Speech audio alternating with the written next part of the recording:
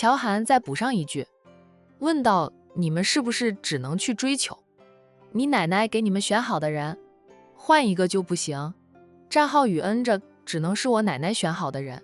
乔父乔母的热情一下子冷却到底，白热情了一场。乔涵问战浩宇的时候，眼角余光留意着父母的反应，看到父母的热情冷却了，他就适可而止，没有再问下去。乔母颇为不甘心，他问着战浩宇：“浩宇，你们兄弟几个都是人中龙凤，也是有能力的人，婚姻大事怎么由你奶奶做主？”乔父也说道：“现在的年轻人追求着自由恋爱、自由婚嫁，不像旧社会那样盲婚哑嫁，做父母的都不能强行替儿女做主呢，只能是提点意见。你们父母不出声，却由着你们奶奶替你们做主。婚姻可不是儿戏，是一生的大事。你娶的老婆是要和你过一辈子的，万一你不喜欢你奶奶帮你挑的人选怎么办？将就过一辈子吗？”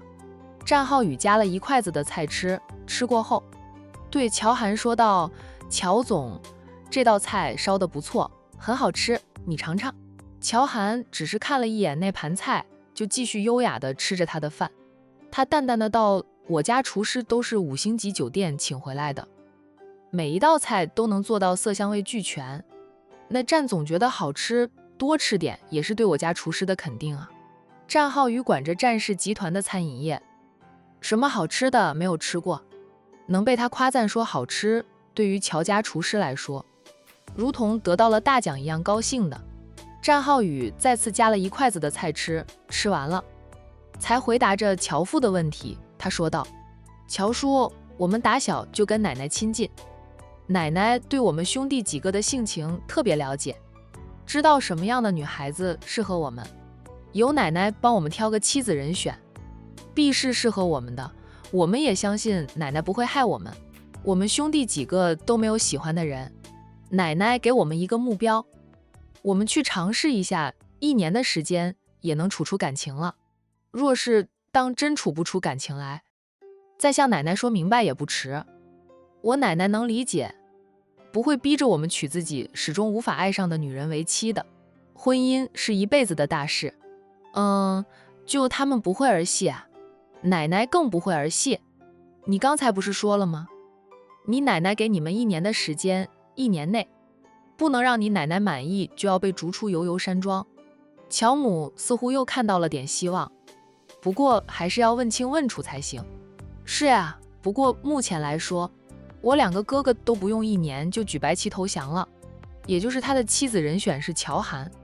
乔涵在江城人的眼里是乔家的大少爷，他公开追求乔涵，不仅得不到回应，还会被人当成同性恋。他要做的就是一点一点地拆穿乔涵的谎言，让乔涵无路可走，只能坦诚女儿身份，那样他就可以光明正大地追求乔涵了。就是他行动的慢了点儿，现在都过去了大半年，还有几个月的时间，那也不知道他在这几个月里能不能让乔涵成为他的女友。乔家一家3口都不说话了。战家大少爷走的是先婚后爱路线，二少爷花了大半年的时间，也拿下了宁家大小姐，2个人订了婚，如今感情好的如胶似漆，蜜里调油，不知道让多少人羡慕。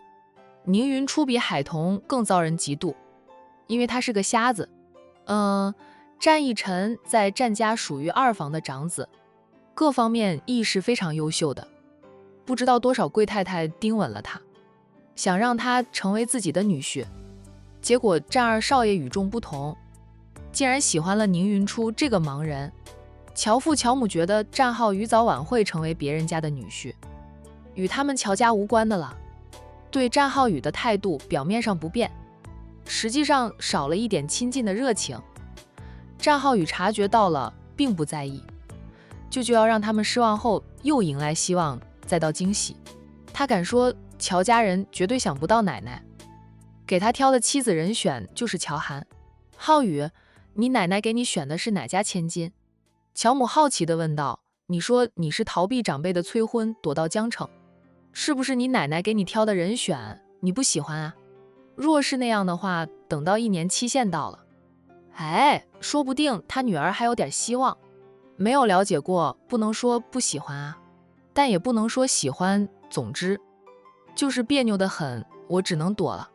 乔母笑了笑，说道：“也是，一个陌生人让你把他当成妻子来看待，是挺别扭的。还是乔叔和阿姨好呀，乔总只比我小1岁，你们都没有像我家里长辈那样催乔总。”战浩宇就把话题转移到乔涵身上。乔母又是笑了笑，看向淡定而动作优雅地吃着饭的女儿，说道：“我们优是优的，只是阿涵工作太忙，没有时间谈恋爱，别人喜欢他的，他又不喜欢，他又没有个喜欢的，我们就算是催婚也没有用呀。爱慕乔总的女孩子听说能排成一条长龙了，那乔总就没有一个喜欢的。乔总的眼光是真的高。”战浩宇感叹一句：“上次和我乔总说过江城的千金小姐，乔总都见过了，没有喜欢的，说明乔总的姻缘不在江城。我管城有很多好女孩子，哎，我可以帮乔总牵红线的，说不定乔总的姻缘在管城呢。我们管城地灵人杰，青年才俊多，名门淑女也不少。”他和战浩宇说的那些话早就抛到天边去了。战浩宇倒是记得牢牢的，难不成真要给他牵红线啊？管城的名门千金，若是都很好，也轮不到他乔涵呀，早就被抢光了。不说其他人家，就是战浩宇的兄弟都有好几个呢。乔父说道：“管城离我们江城远了点儿，阿涵很少去管城，就算浩宇你给阿涵牵红线，2个人看得上眼，也是异地恋，怕是很难有结果。”战浩宇不知道他们阿涵是个女人，夫妻俩都怕战浩宇真给女儿介绍管城的名门千金，赶紧找着借口说距离太远，异地恋难有结果。我们就还是想在江城给阿涵找个适合他的好女孩。不过呢，浩宇还是谢谢你吧。乔母也附和着丈夫的话，摆明了他们的态度，不喜欢儿媳妇是外地人。战浩宇笑道：“我也还没有帮乔总牵过红线，不用谢。”他看向乔涵，打趣的道：“乔总可得加把劲，哪天乔总结婚，定要请我喝杯喜酒。”乔涵神色自若地道：“若是有那么一天，一定会请战总喝喜酒的。他都打定了主意，这辈子不嫁人。”用过了早餐后，乔母刚才让佣人帮2个人收拾的，各种吃的喝的都收拾好了。虽然战浩宇成为自家女婿的希望很渺茫了，乔母还是让女儿跟着战浩宇去马场骑马，运动运动，不要整天宅在家里。乔涵颇为无奈的道：“妈，我哪是整天宅在家里，我1周也就休息1天，有时候遇到周末要参加宴会、饭局什么的，他还没得休息呢。当家人是不好当的，那乔家名义上的当家人还是乔总，谁都知道乔总几乎成了甩手掌柜的，公司的大小事都交给乔涵姐弟俩。跟你说了，周6就让乔轩管着公司的事，你1周休息2天，看你的皮肤，熬夜熬得不好看了。你要坚持用妈帮你买的护肤品，别懒得用，就算你天生丽质，年龄到了不用护肤品也会显老的。”后面那几句话，乔母说得很小声，战浩宇没有听到。乔涵浑不在意的道：“知道了。”他是很难坚持用护肤品，每天醒来简单的洗刷，用点早餐就要回公司开早会。我回来了。在乔涵领着战浩宇出门的时候，乔轩火急火燎地赶回到了家，看到姐姐要和战浩宇出门，他愣了一下，随即把姐姐拉到一旁去，低声问着：“哥，你搞什么鬼？你这是要出门玩去啊？你要出去玩，怎么还把我叫回来？我约好了朋友今天坐我的游艇出海玩的，都到了码头就被你叫回来了。少废话，跟着我们去牧场骑马啦。”战浩宇说感谢我对他买房子的帮忙，就非要请我吃饭，免得欠我人情。先骑马，然后吃饭。他估计还会去泡温泉吧，你陪他泡。乔涵把今天的行程简单的对弟弟说了一遍后，就撇下弟弟走向他的车子。乔轩反应快，明白了大姐把他叫回来的真正用意了，打掩护的避免被战浩宇识破了身份。哥，我坐你的车。乔轩想和姐姐说话，死皮赖脸的爬上了姐姐的豪车，才让司机开车呢。战浩宇等到乔涵的专车在保镖车的簇拥下驶出了乔家老宅，他才开着他的迈巴赫，不紧不慢地跟在乔家姐弟俩后面。乔轩扭头看了看，见战浩宇的车离他们的车子远着呢，中间还隔了2、3辆的保镖车，姐弟俩说话也方便。哥，我觉得你特别防着战浩宇。有司机在，乔轩没有叫姐。乔涵不说话，他的确是特别的防着战浩宇。他也不知道为什么，总觉得战浩宇太狡猾了。战浩宇这个人太狡猾了吧？乔涵低沉地说了句，在咱们这个圈子里混的人，哪个不狡猾？别人也说咱们这兄弟俩滑得像狐狸呢。乔轩自认姐弟俩都不是实心眼的人。哥，你越是防着战浩宇，越容易露出破绽。就这句话，乔轩说得很小声。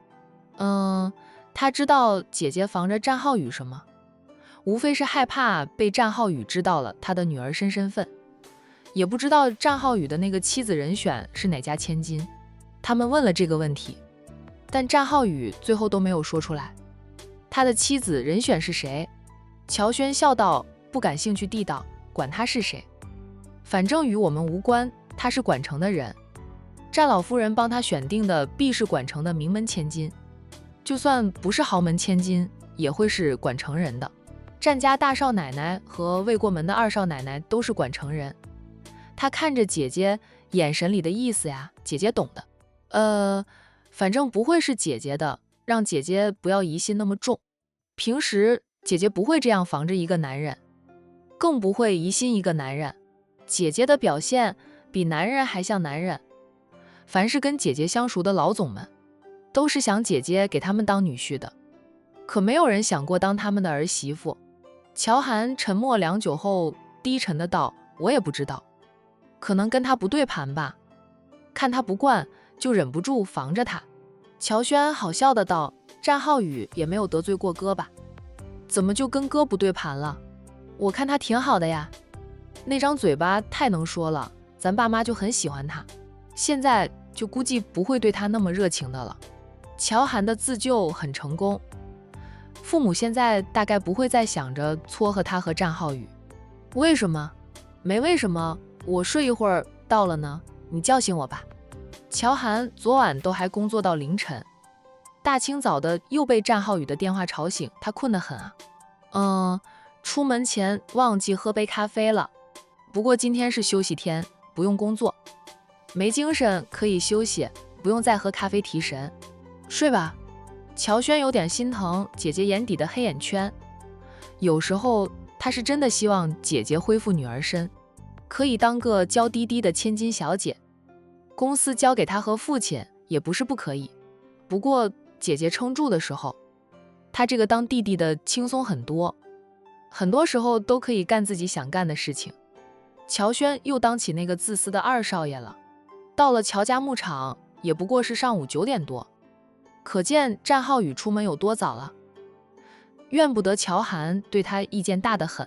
乔家牧场养着很多马，有赛马场是专门给游客们赛马的，赛马场有好几个，其中一个是给儿童准备的，很多来这里骑马的人都会带着小朋友过来。小朋友喜欢骑马，会有专业的骑手带着小朋友骑马，也有些小朋友来这里学骑马，只要学费到位，保管小朋友能学会骑马。乔家的人若是过来，却有属于他们的私人跑马场，那私人跑马场只有跟着乔家人一起过来的人才能进入。那里绿树成荫，围绕着大片大片的草坪，在草地上策马奔腾，就像在大草原奔跑一样。跑累了，在树底下休息休息，吹吹风，舒适得很呢。战浩宇站在树底下，环视着私人跑马场的场地，对乔轩说了句：“乔二少爷，你们家私人跑马场倒是挺大的，跟他们战家的相比还是小了点。战家的跑马场一望无际，就真正像是在大草原上。战浩宇骑在高头大马上，等到后面的乔涵姐弟俩上前了，他笑着对姐弟俩说道：‘乔总，乔二少，咱们来赛马吧。’乔轩笑道：‘我们来到这里就是为了赛马。’战总，我们都听说你们家兄弟几个都是文武双全，今天啊就要领教战总的骑术，还望乔二少礼让礼让。我已经好久没有骑过马了，怕是会输给你们兄弟俩过。”乔轩说道：“战总是我们的贵客，我就礼让战总1分钟。”战浩宇看着乔涵，乔涵淡冷的道：“我也很久没有骑马了，让了战总，战总也是胜之不武，咱们还是公平比试。”好。于是乔轩骑着他的马留在原地，战浩宇和乔涵先跑了，他应得那么快做什么？现在那两人跑出老远了，他礼让的1分钟时间还没有到，而且那两个人说很久没有骑马，骑术生疏，生疏个毛线，他们俩的骑术还是那么好，两个人一开跑就你追我赶的，压根儿就把他忘了。好不容易等到这礼让的1分钟结束，乔轩奋起直追，都追不上他姐和战浩宇。那战浩宇和乔涵也是你不让我，我不让你的，跑了好几圈，最后还是战浩宇跑赢了。他从马背上潇洒地跳下来，笑着走向乔涵。乔总骑马时的飒爽英姿特别迷人，彼此。战浩宇不是弱鸡的男人，他是真的文武双全。齐涵输得心服口服，对战浩宇的态度都随和了很多。等两人在树底下坐下，早有人备好了茶水点心和各种水食。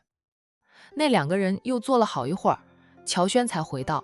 他跳下马，走向两人，嘴里叫道：“战总，你的话信不得，我被你坑死了。”战浩宇笑道：“我确定是很久没有骑马，生疏得很，多谢乔二少爷礼让了，否则我准输给你们兄弟俩。你说你骑术生疏都这么好，要是天天骑马，岂不是天下无敌了？”乔轩边坐下来边拿起一瓶水，拧开了盖就喝水。赛马场上没有树遮阴，太阳大，晒得他们满头都是汗。乔涵抢过弟弟手上的那瓶水，说道：“休息一阵再喝水，我渴死了。”乔涵瞪他一眼，乔轩就不敢说话了，老老实实的休息。又忍不住向战浩宇吐槽：“战总，你上面两个哥哥管你不？你看我哥连我喝水都要管的，有人管那是幸福，我两个哥都不管我的。”战浩宇也不想让两个哥哥管他，特别是大哥，他最怕大哥插手他的事。人家战总成熟稳重，不需要他大哥操心。你看看你，就比我小10分钟，像是小了10年似的，没个定性，整天嬉皮笑脸，跑了那么长时间，被晒了那么久，正常人都知道要休息休息再喝水，你汗都没有擦一下就要喝水，喝的还是冷水。乔轩赶紧举白旗投降，求姐姐放过，不要再唠叨他了，却又凑到战浩宇的身边，小声说道：“看我哥唠唠叨叨的，像个女人似的，是吧？”这句话是战浩宇说的。乔轩连忙一巴掌拍在战浩宇的肩膀上，小声说道：“战总，这句话千万别让我哥听到，否则他能跟你急。他平时话不多，那也就是对上我这个孪生弟弟才会唠叨2句。你看我哥怎么看都不像女人呀。”战浩宇笑着低语：“你哥也是关心你。”乔涵看着是不像女人，他但凡有一点像女人，战浩宇都不会迟迟没有行动，就是现在他开始行动了。可是一对上乔涵，他就是无法心动，就总觉得自己在追求一个男人。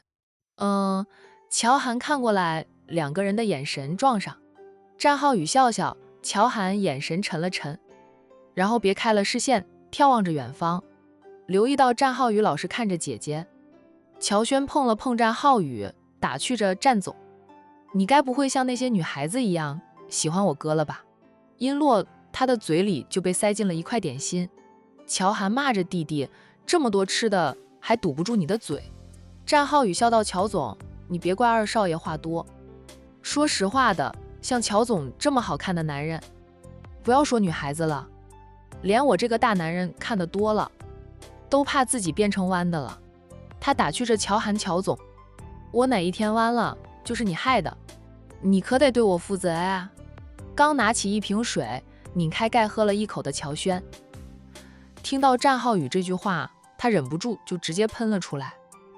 喷了不说，还呛到了，呛得他直咳。再喝水，战浩宇边抽来纸巾递给乔轩，边笑着让他再喝水。乔轩就连忙喝了水，才缓过来。他接过战浩宇递过来的纸巾，说：“战浩宇，战总，你想笑死我，好接手我那一般红颜知己吗？”乔涵就脸黑黑的瞪着两个男人，他弟平时没个正经样，战浩宇又是个舌头长的，这两个人凑在一起，什么话都说得出来。失策了，他不应该通知到弟弟回来，这家伙怕是会被战浩宇收买过去。战浩宇笑道：“乔二少爷有一般的红颜知己，艳福不浅呀，不像我红颜知己一个都没有，女朋友也没有，我奶奶给我挑了个妻子人选，让我有了目标去追。可是我看到我对方的时候，怎么都啃不下嘴。”乔轩八卦地问：“你奶奶给你挑的妻子人选很丑？”战浩宇眼角余光留意着乔涵，见乔涵看似不感兴趣，却是耳朵竖起来听着呢。丑倒不是很丑，就是我对上他，一点心动的感觉也没有。没有感觉不就啃不下嘴？我和我二哥是同时收到我奶奶给的相片，我二哥都订婚了，我还没有行动，就是因为我对他没有心动的感觉。不知道乔涵换上女装后，他能否有心动的感觉？战浩宇觉得自己现在就是赶鸭子上阵，不管了，他现在的首要任务就是先戳穿乔涵的女人身份，看看在戳穿乔涵身份过程中，他能否爱上这个女人了。婚姻啊，是一辈子的大事，总要有了感情才能娶的，否则一辈子怎么过？乔轩继续问道：“战总，你能不能把你的妻子人选的相片拿出来给我瞧瞧？”“那可不行，万一被你看上了怎么办？那我岂不是为自己招来一个情敌？等我追到他了，结婚的时候定会请乔二少爷喝喜酒的，那个时候乔二少爷就知道他是谁了。等到他娶乔涵的时候，乔轩成了他的小舅子，婚礼上绝对少不了乔轩的。”战浩宇都这样说了，乔轩再厚脸皮也不好追着人家要相片看了，只得笑道：“等到战总结婚，一定要请我喝喜酒，要是可以，我还想给战总当伴郎，沾沾战总的喜气。希望下一个结婚的人会是我，免得我爸妈天天看到我一个人，回家就嫌弃我没有人要。”战浩宇笑笑，不答应也不拒绝，他得了解一下小舅子能否当伴郎，那要是可以让小舅子当伴郎的话，他再回复乔轩啊。毕竟是未来的小舅子，还是唯一一个小舅子，战浩宇还是很给乔轩面子的。我去方便一下。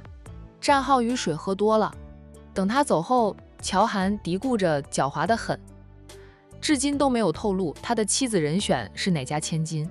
乔轩满不在乎地吃着水果，说道：“管他是哪家千金，与我们无关。”他把那些点心往姐姐面前推去，趁他不在，你赶紧吃几块点心，平时在外面你都不敢多吃。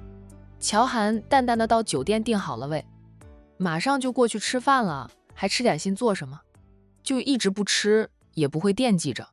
他是爱吃点心，不过半男儿半的久了，他都觉得点心至于他来说可吃可不吃了。我饿着呢，被你叫回去吧。就什么都没吃到。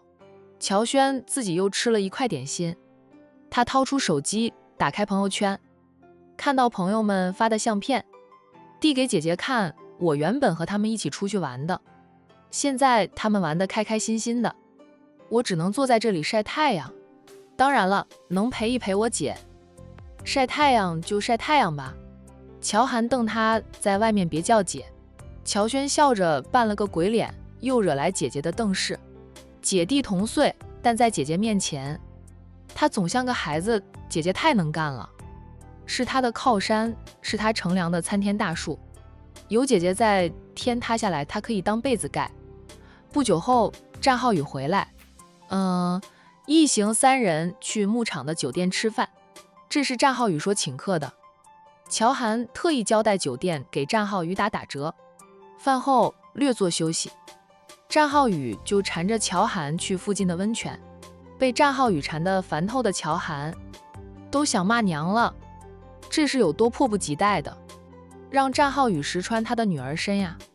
告诉战浩宇附近有温泉，他要不是刻意问了战浩宇那个问题，怕是父母会悄悄地告诉战浩宇，就他其实是个女人，让战浩宇追求他呢。那最后还是去泡温泉。乔涵是一直都防着战浩宇，他总觉得战浩宇在刻意接近他，怀疑战浩宇可能知道她是女人，想利用泡温泉来拆穿他的女人身份。不得不说，战浩宇诡计多端，他若是下水，还真有可能穿帮。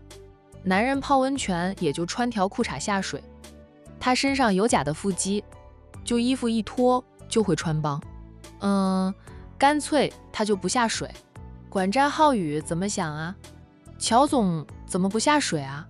战浩宇和乔轩都下水了，看到乔涵坐在一旁，并没有去更衣，他朝乔涵叫喊着。乔涵坐在那里，俊脸上表情不变，看战浩宇的眼神也不带半点害羞，欣赏着他健壮的身躯。看得出来，战浩宇的身子骨比他弟弟都要好一点，他弟就是纵什么过度了。乔轩他还是个童子鸡呢。听着战浩宇的叫喊，乔涵歉意的道：“我最近皮肤瘙痒，看过了医生，有点皮肤炎，我就不下水了。”乔轩也附和着姐姐的话：“我姐是有点皮肤炎症，这皮肤炎一下子又好不得了。刚才吃饭的时候，战总没留意到我姐都不吃海鲜之类的发物吗？就是怕吃了之后呢，皮肤更痒。”战浩宇说道：“那是我的不对，我不知道乔总皮肤出了点问题，否则也不会提议来泡温泉，害得乔总只能干看着呀。没事，你和乔轩慢慢泡吧，我在附近转转。”说着，乔涵扭身走了。听到战浩宇和弟弟很快就有了新的话题，聊得火热，乔涵放下心来。一整天，乔家姐弟俩都陪着战浩宇，直到傍晚呢，3人才回到乔家大宅。进屋，乔轩就往沙发上一瘫，叫喊着：“妈，我们回来了。”佣人答道：“先生和太太都出去了，还没有回来。太太交代，若是战总还跟着你们回来，让你们留战总在家里吃饭，好好的招待战总。”“不用了，我回酒店去。”战浩宇花了1天时间都没有找到机会验证乔涵是男是女，也累了，没有在乔家久留，很快便开着车回到丰泽大酒店。回到自己常住的总统套房后，战浩宇掏出手机打电话给战逸晨，战逸晨就很快接听了他的电话。“怎么忽然间想起给我打电话？难道我不能给你打电话？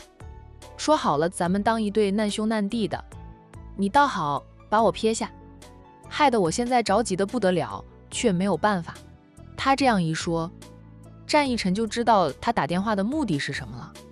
战逸晨笑道：“你打电话给我也没有用，我没有办法的，谁叫你拖这么长时间？我以为你自信心十足，能在1个月内拿下乔家大小姐呢。我是自信心十足，但是对上那个男人婆，我自信心直线下降，已经跌为负数了。他扮男人太过于完美，我都无处下嘴。大嫂撇下大哥出门玩去了，我不敢找大哥，怕大哥心情不好把我骂一顿，只能找你诉诉苦。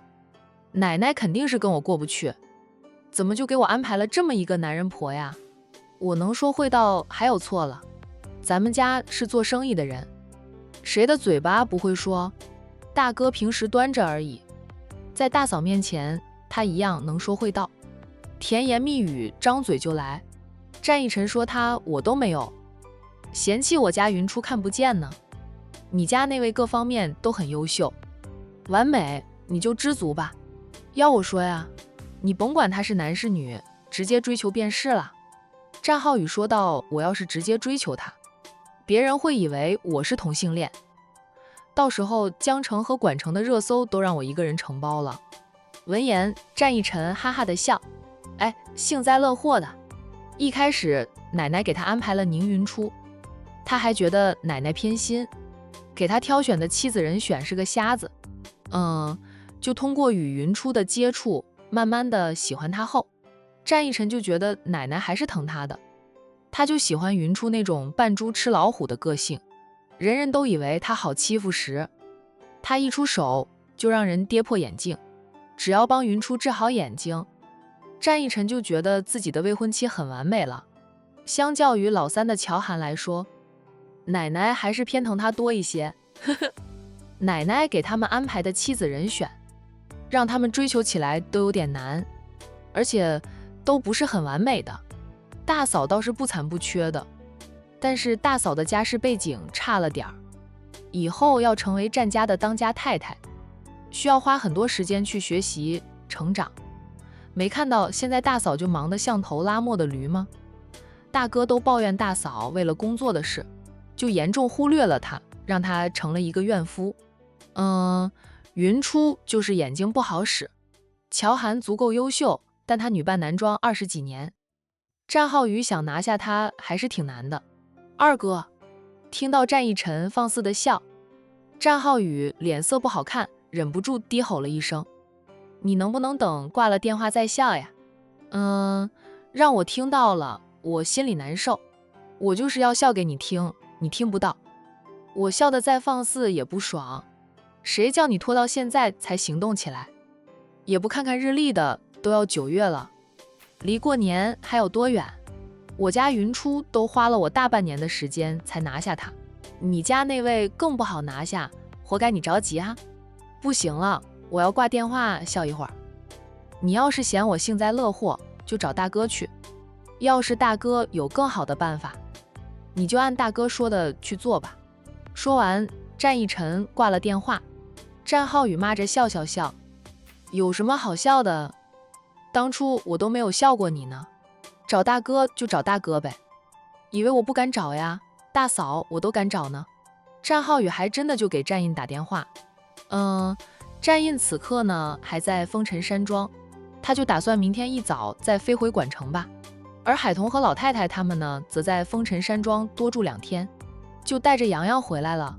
接到老三的电话时，战印刚帮洋洋洗完澡，小家伙和龙婷玩了一整天，中午都没有休息，玩疯了。吃完饭，小家伙就开始钓鱼了，战印只得先帮他洗澡。还在洗澡时，洋洋都睡着了，让战印哭笑不得。他抱着洋洋从浴室里出来，听到手机响，他对海童说道：“老婆，帮我看看是谁打过来的，接听一下。”海童呢摁着，战印的手机放在床头柜上，他走过去拿起手机看了来电显示，对走过来的战印说道：“是浩宇打来的，你接一下，问他有什么事。”我帮洋洋穿上衣服先。